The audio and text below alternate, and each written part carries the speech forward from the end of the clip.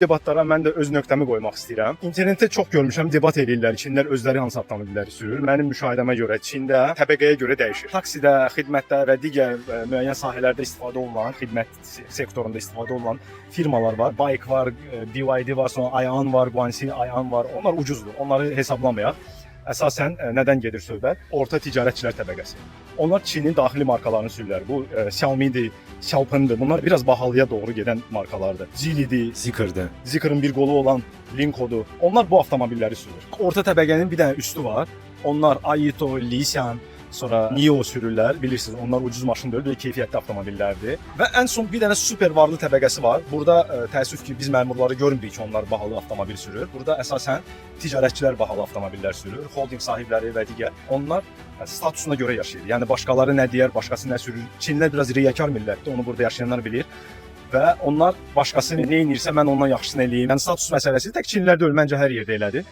Onlar da xarici istehsallar, Range Rover'dir, Gelenwagen'dir, nə bilim cürbəcür bu bahalı avtomobillərdir. Çinin super bahalı avtomobilləri var, amma onlar onu almır. Çinlilər bilir keyfiyyət nədir və Çinlilər keyfiyyətin zamanına inanır. Bu çox gözəl bir şeydir. Yəni zamanı, keyfiyyət nə deməkdir? Sən uzun sürə zamandır gözəl keyfiyyət istehsal edirsən və keyfiyyətin korlanmır. Benim sözlərimin təsdiqi olaraq bura gəlib gedənlər bilir, Kargo şüşəsində gətirib Gelenwagenləri, Bentleyləri, nəyi var qoyurlar qapısının ağzına ki, yəni onların təbii ki pulu çoxdur. Onlar onu qoyur ora ki, ona baxsınlar, desinlər, nə yaxşı sən ticarətçisən, səndən işləmək lazımdır. Bu həqiqətən də belə işləyir. Hamı üçün yox, amma bu belə işləyir.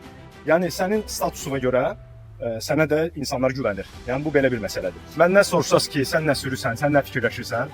Mən şəxsən fikirləşirəm ki, bugünkü gündə Çinin müasir şəhərlərində avtomobilə heç bir ehtiyac yoxdur. Çünki transport 1, avtomobil icarəsi 2, sonra velosiped, motosikl, nəminə 3, avtomobil ancaq problemdir. Birincisi dəyərində itirir, ikincisi saxlamasına küllü miqdarda burada pul verirsən, parkovkalara, cərimələrə küllü miqdarda pul verirsən. Yəni demək olar ki, tam baş ağrıdır. Razısınız ya yox, yazın, müzakirə edək. Görüşərik. Sağ olun.